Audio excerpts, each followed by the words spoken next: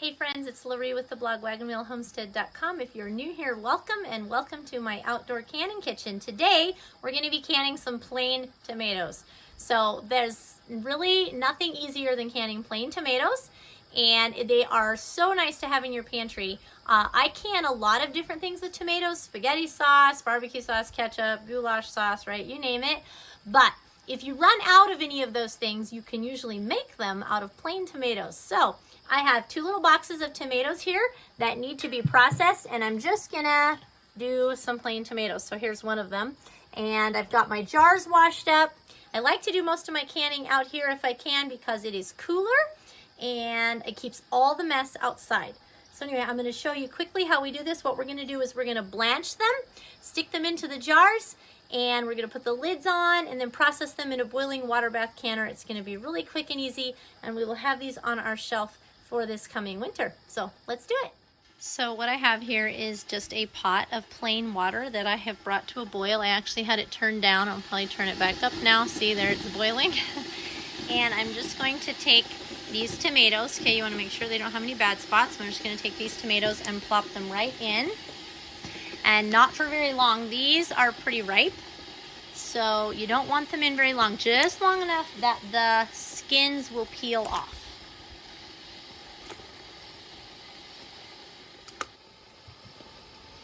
Okay, and I could add more, but probably the first ones are about ready to be done. So, give it just a minute, and sometimes you can even see the peels start to crack. Did this one do it already? Nope, not quite.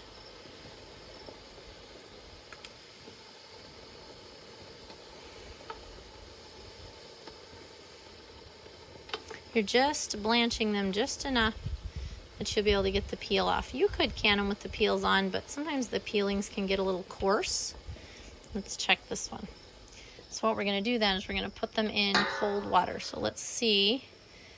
Yep, I think he's going to peel.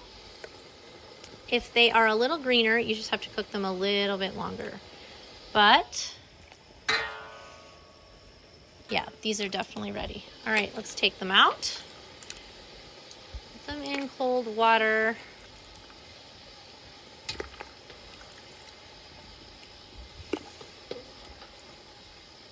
And then we will keep blanching until we get a bowl full.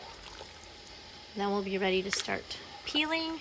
Oh yeah, see, there's one that automatically cracked. See? Perfect. And then I also have some heirloom tomatoes here. Aren't they so pretty? So I just can whatever I have for plain tomatoes, and I really love the color in the jars. Just makes them absolutely beautiful. If I have really small tomatoes or even extra cherry tomatoes, a lot of times I will just make sauce, you know, ketchup, barbecue sauce, regular tomato sauce, juice, anything like that, right?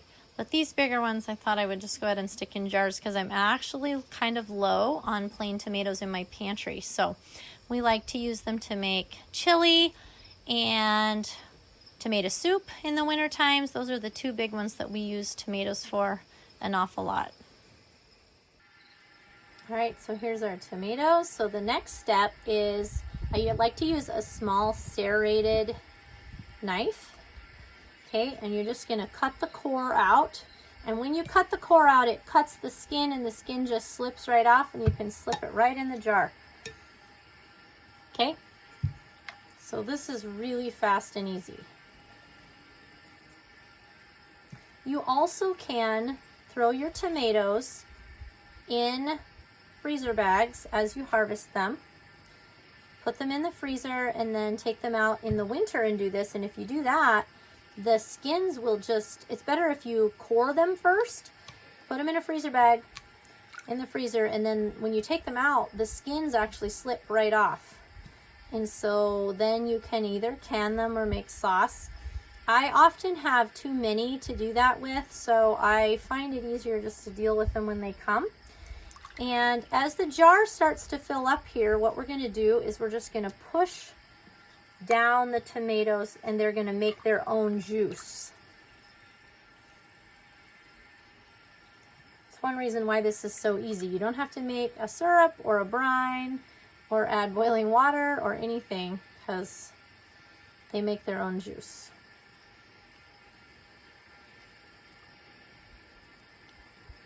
Just keep pushing them down. You can fit quite a few in a jar doing it that way.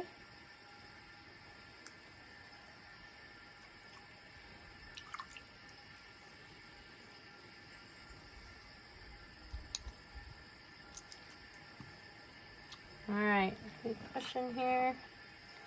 You can kind of make sure there's no air pockets. All right, and you want to just fill it up until it's to right there, okay? Because you want some head space. And we're going to wipe the top of these jars off, get the rims really clean after we put salt in them. Sometimes you'll get a grain of salt on the side right here, and that can keep it from sealing. So I often wait to wipe them off until I'm done adding the salt. So we're going to set this one aside and keep going. It's best if you use wide mouth jars, but I'm saving a bunch of my wide mouth jars for canning beef and venison, and so I'm just gonna be using some narrow mouth jars for some of these, and I just cut the tomato and make it fit in the jar. It's not a problem. They're pretty juicy when they come out of the jar, so they will come out just fine.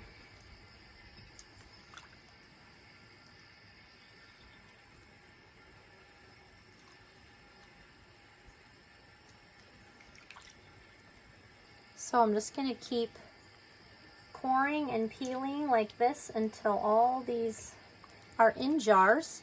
Then I'll show you how to add the salt, the lids. And well, the other thing I'm going to do here is as soon as this bowl is empty enough that I can get the rest of these tomatoes blanched and in this bowl, I'm going to put some water in the bottom of my canner, my boiling water bath canner, and get it started heating up so that we'll be ready for processing these tomatoes. That just helps to keep things moving along. Okay, there's the second jar full.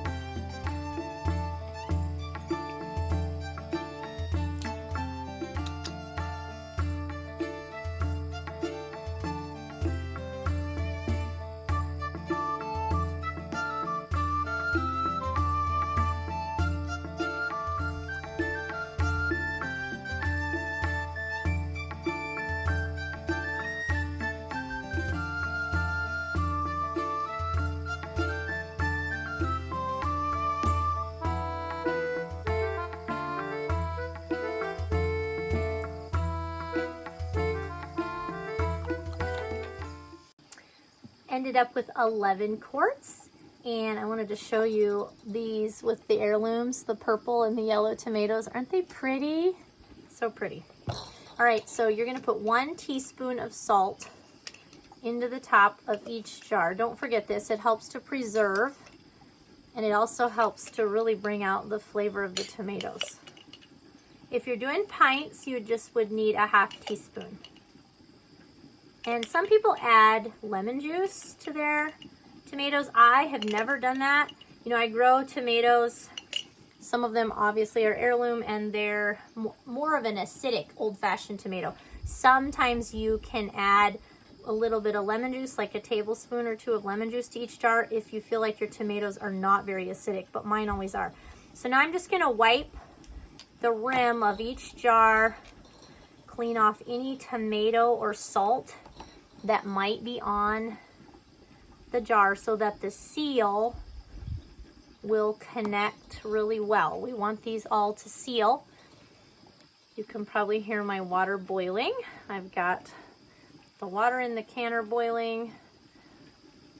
We're gonna put the lids on these and process them. They're going to be in the boiling water bath canner for 25 minutes once it comes to a boil. So when you add the jars, you know, it cools it off just a little bit. Once it comes back to a boil, I leave it for 25 minutes. And then we are going to take these out. They will seal just fine. we'll have them on the shelf for winter.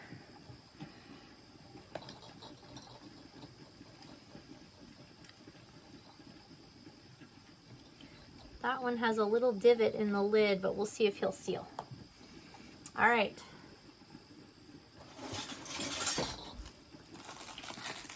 Here's my favorite 4 jars canning lids. I'll put a link for those in the description box below. So you just put the lid right on. And you know, back in the old days, you used to have to boil the lids. The reason for that was to get the rubber on the lid softened, but the rubber they're made with nowadays does not have to be boiled. And you know, some people might say, well, you should boil them in case of any bacteria, but anything that's on these is going to be killed in the process of being heated in the boiling water bath canner. And this is a high acid food that is not going to go bad. So, all right, I'm going to find my lids for the wide mouths here and finish putting rings on these, and we're going to just pop them in the canner.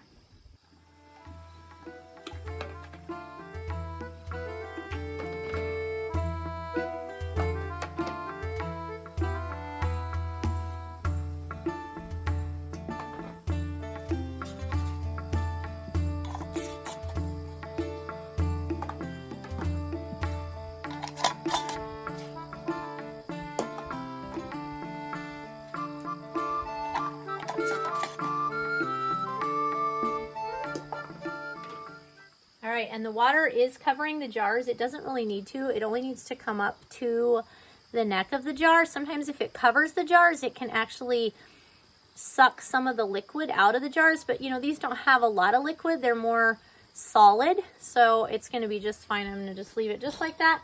And I'll just put a lid on this to trap the heat in. As soon as I hear it come to a boil, I'll start my timer for 25 minutes. It's been 25 minutes. Time to take these out of the canner. So I'm just using this little jar lifter, pulling them right out, setting them right here. I like to use an old cloth or towel, if possible, to set things on. It just, you know, saves you from having to wipe up the table, kind of saves your table. And then I have 4 more jars I'm just going to stick in the canner for another 25 minutes, and these will seal and be all ready for the shelf. Well, friends, thanks for coming along with me today as we can these tomatoes. All these jars have sealed.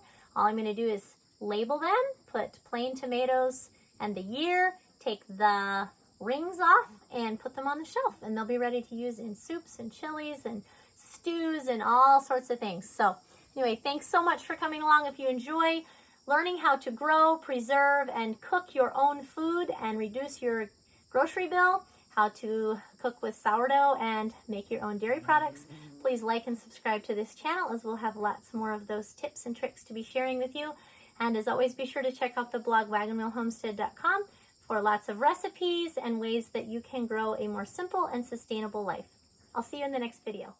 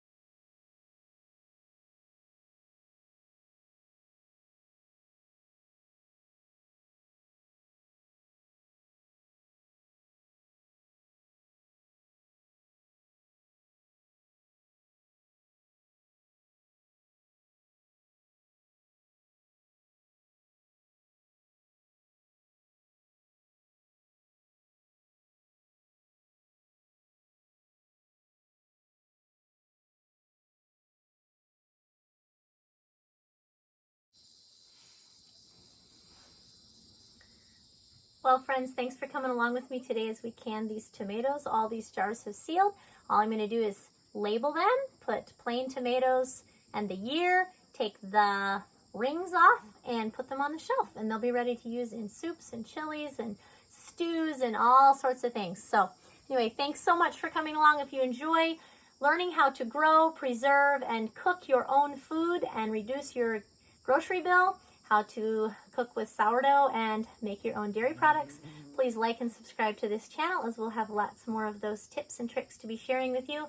And as always, be sure to check out the blog wagonwheelhomestead.com for lots of recipes and ways that you can grow a more simple and sustainable life. I'll see you in the next video.